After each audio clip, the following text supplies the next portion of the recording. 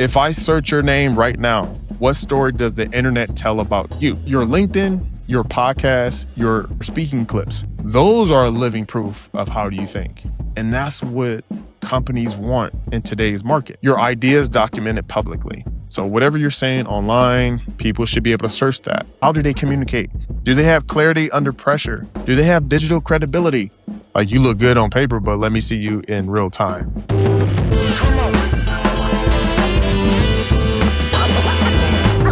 All right. The resume is dead in 2026. Visibility is the new credential. Those are facts, right? All right. So in this episode, we're going to talk about your resume and how that's irrelevant right now. Okay. And what you need to do to position yourself for opportunities. Okay. So the difference we're going to talk about is, I know you're probably aware, but let me break it on home for you, right? A platform is going to prove who you are in real time. Executives aren't losing opportunities because they're unqualified. They're losing them because they're just not visible. And a resume is old, right? It's like theory. And a platform really gives the leadership more chances to see the real you in real time. Okay. So in this episode, we're going to talk about how hiring and promotions are influenced before interviews even happen.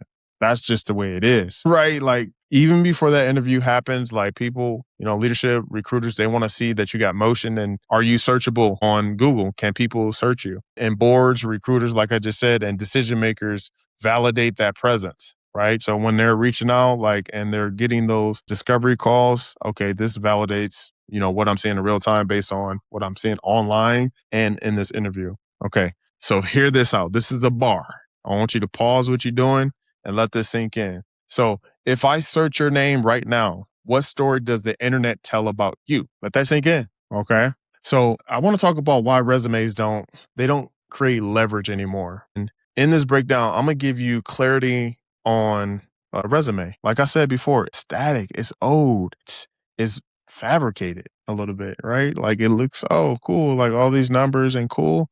Is just so one-dimensional, written by you or agency. Someone probably, helped you write it, maybe AI, right? So, and it's filtered through HR, right? It's just a number. It's just what it is. Like, you look good on paper, but let me see you in real time, right? So that's what a platform does. A platform is dynamic. I want to take a pause for a second and talk about your confidence, right? You got the experience, the results, the credibility, but when it comes to putting your voice out there, fear creeps in.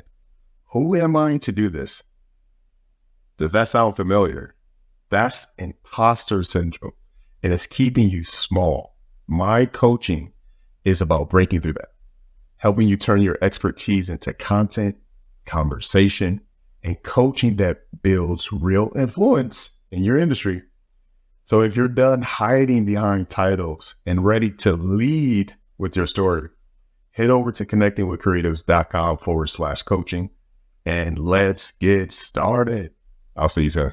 Like I said, you're searchable. Let me see, what podcast this leader has been on. Like, I can search this person on this platform, on this social media, on LinkedIn, their website, other outlets, right? And so you have social proof, but you're also, validated by third parties, right? You have evergreen content, publications about you, right? So that's how executives today are evaluated, right? Period.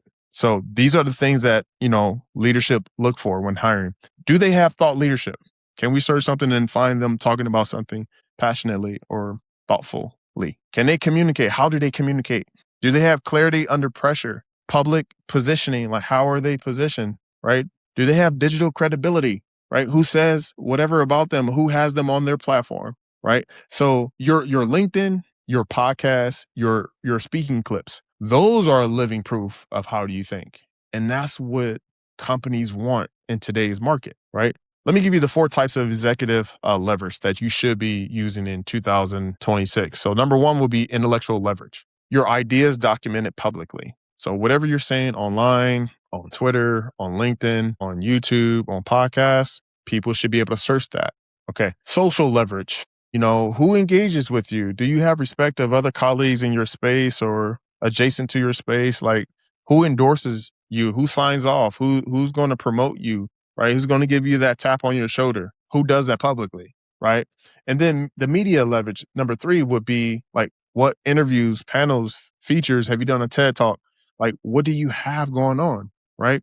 And number four, distribution leverage. Do you already have an audience? Are they warm? Do they speak highly? Do they engage? That's power, right? So those four things are key, okay? So when you have distribution, you don't ask for opportunity. You don't.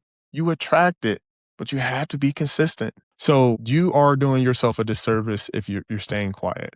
It's just what it is. You can't hide anymore and have a high leverage leadership role. So the risk of staying invisible is detrimental to your career. You have to build a platform, because when you have a platform, you become irreplaceable. But if you don't have a platform, you become replaceable, right?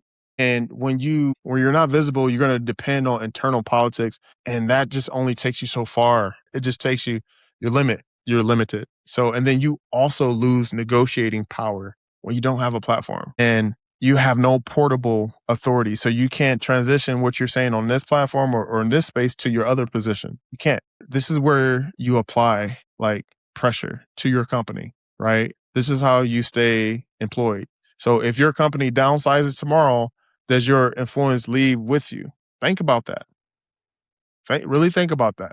So if you don't got juice like that, is that's because you're not speaking up in those meetings? You don't have anything to leverage on your behalf? That's not a good feeling. That I wouldn't want to be you. So if you're a leader who knows you should be visible, but you don't know where to start, that's where Coach J comes in.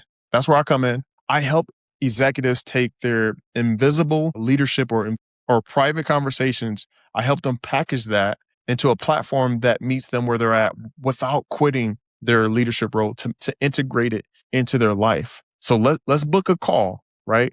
If this really resonates with you and you need to know how to pivot or how to leverage your expertise or package up your expertise, let's hop on a quick call to see if we're a good fit. But I've been able to help high performing leadership executives, founders, position themselves in a way to where they're generating revenue from speaking, from offers, from communities, from just advisory, from consulting roles, and to supplement or to be that bridge when they're ready to make that transition into retirement or full-time, entrepreneurship, if you will. So there's a transition, there's a phase that you have to have.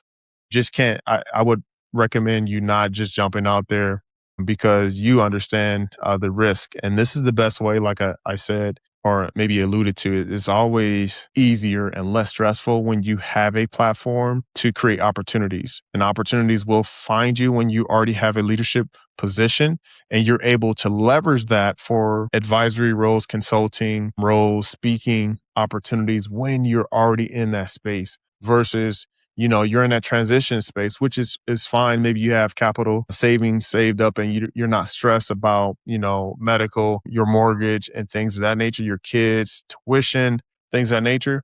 So it's always best to leverage your current role to put yourself in position to be irreplaceable, right? And you want to be able to shift on your terms and not on the company's terms. We get it. There's downsizing all the time, but this is how you position yourself in 2026 is by building a platform that you want to be a part of and that other people can find you and discover you and have a call or conversation about it, different opportunities. So if this resonated with you and you feel like you need some clarity on next steps, book a call. There's a link in the description to see if we're a good fit, to see if maybe now or down the road that we can have a strategy call on where you're at and, the goals that you want to achieve. All right, I'll see you guys on the next one.